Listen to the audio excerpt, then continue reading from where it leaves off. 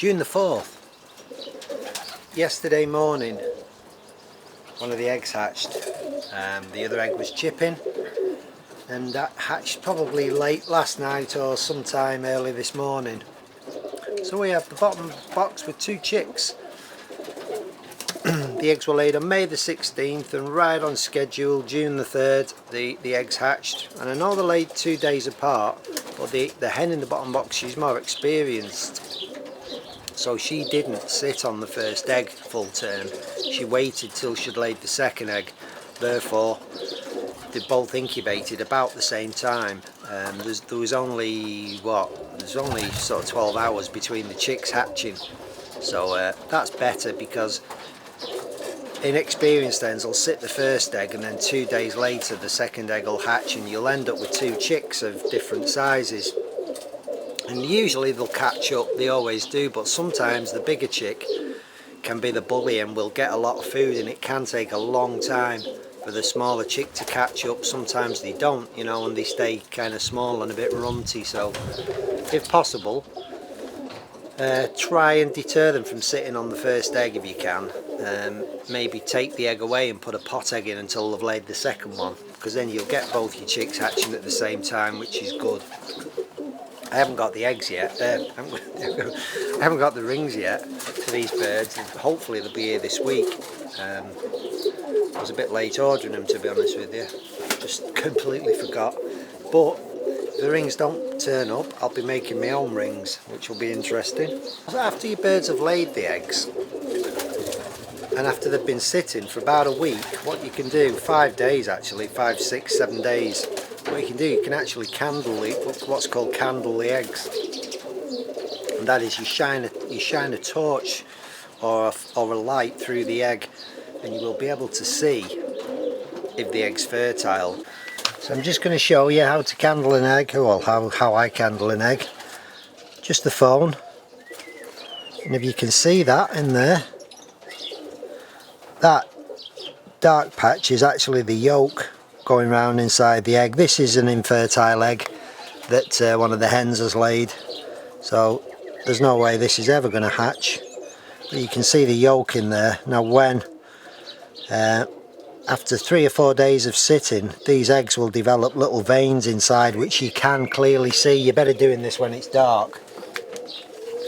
And I've drawn on there with a pencil line something like what you're going to see. You'll see just little lines like that on the other side of the shell membrane, and when you can see them, you know your egg is fertile. After sort of 2 weeks, you won't see anything. The egg will just be dark, and you might just see a little air sac in it. But if your eggs are infertile, you will just be able to see straight through the egg with a torch. So if after say a week you're looking through the egg, you're turning it, you can't see anything at all but clear, no veins, nothing or other, then that egg's not fertile. And if you've got 2 like that, you may as well just get rid of them, so the hen will lay 2 more. It does happen. Let's have a look at these chicks. So it's actually the hen who's sat on the nest today, isn't it, sweetheart?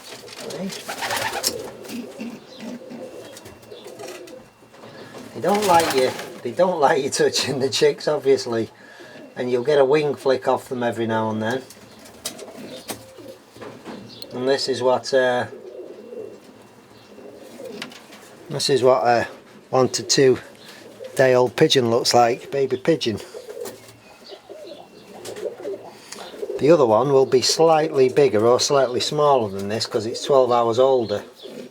Come on, girl. And there's the other one, just a little bit smaller, you see. Just that's the difference 12 hours makes to a baby pigeon. I'll put them back under it.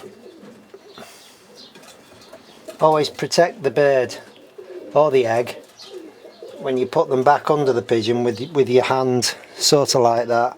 Because if they do a wing flick at you when you're putting the egg back or the chick back like that, they'll smash the egg, or they'll damage the chick. Well, we'll leave her in peace. So that's good news, isn't it? He's sat on his one egg, and you fella. As I say, I've candled that egg. That egg's fertile.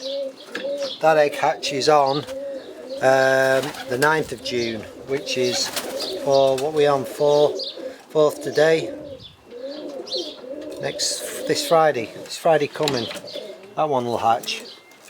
So we'll have 3 birds. I've had a couple of guys ask me about what's the difference between tipplers and rollers. There's also tumblers. Well, a tippler was originally bred from roller pigeons, and what a tippler is today, it's just a bird that will go up, it will fly around for many hours. I think the British record is something like 20 hours now for a tippler flight. So a tippler will just go up and it will just virtually pin out, sometimes disappear. You're probably going to need binoculars to see them, and what tipplers do, they go up and then they come back down slowly, and they just gradually go back up again, and they're just up and down, and the flight, the length of flight will depend on a lot of things, but probably an hour, 2 hours, 3 hours, 4 hours, you know, anything up to 20 hours. They don't roll. Tipplers and tumblers, as I said, we're all bred from roller pigeons. A tumbler is probably halfway between a tippler and a roller pigeon, because a tumbler will just kind of do a little tumble as it flies. You'll just see them kind of flick as they're flying, but a true roller pigeon will fly and drop and go back up and drop and go back up, and that is a roller pigeon. They will roll anything from 5 feet to infinity, or till they hit the concrete, you know. As I've said before, a good roller is 20-25 feet, and it's generally a good steady bird around that depth. There are rollers that are good steady birds up to 30-40 feet, but it's very difficult to get one, or to get a whole kit rolling like that. So yeah guys, don't confuse tipplers or tumblers with rollers. The only true roller does that. It rolls straight down and then joins the kit, and a good roller will curl up into a tight ball, and as it's dropping it will either look like a H, because it'll have its wings sort of parallel, and it'll come down and it'll just look like a H, or it'll clamp up into a ball and it will literally just look like a ball falling out the sky. And if your rollers ain't doing that, they're not true rollers. They're maybe crossed in with other things. If you cross a roller pigeon with any other pigeon, you will not get a roller pigeon. The only way to get a roller pigeon is to cross a roller with a roller. That's the only thing that keeps that gene active.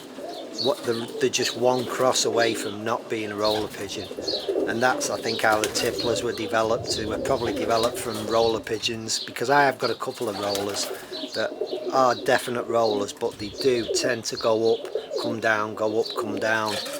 And he was sat on this perch then, he's one of them, and his brothers does the same thing. So when the two of them are up, they can be up for an hour. They don't do a lot of rolling when they're doing that, but when they stay in the kit, they are actual rollers, you know. So I think people had them kind of birds, and they bred them together, and they produced the tippler as we know it today. So I hope that clears it up, guys. There's many breeds of pigeons. I don't know, there could be 100, there could be more than 100. So you really, if you want to keep roller pigeons, just look for rollers. You shouldn't really fly your rollers with tipplers, because the tipplers are going to exhaust your rollers. If you put 2 rollers in a kit with a kit of tipplers, your tipplers are just going to keep flying. They're just going to absolutely exhaust your rollers, and the whole sort of kit is going to be pulled apart. And the rollers won't want to fly with the tipplers, because you know they know they're going to get tired, they know they're going to get exhausted. So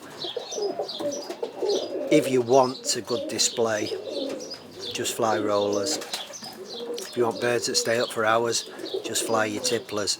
If you just want some pigeons and mixed breeds, chuck them all up together. It really doesn't matter, you know, just enjoy your birds and what you've got.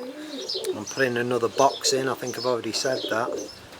Putting a couple of birds in, and I will do that in the next couple of days, so I'll probably coincide with these other eggs hatching. I'll just wait for now until this other egg is hatched, because I don't kind of want to jeopardise that by another cock fighting with them, because these two cocks have settled down now, they're not scrapping, so, which is good. So they've all got the freedom of the box. Now, just before I introduce another cock into there, I'll wait till that egg hatches, which is only this week, and then I'll come back, I'll show you that chick, and I'll show you the other pair I'm putting in. Alright guys, I'll see you later.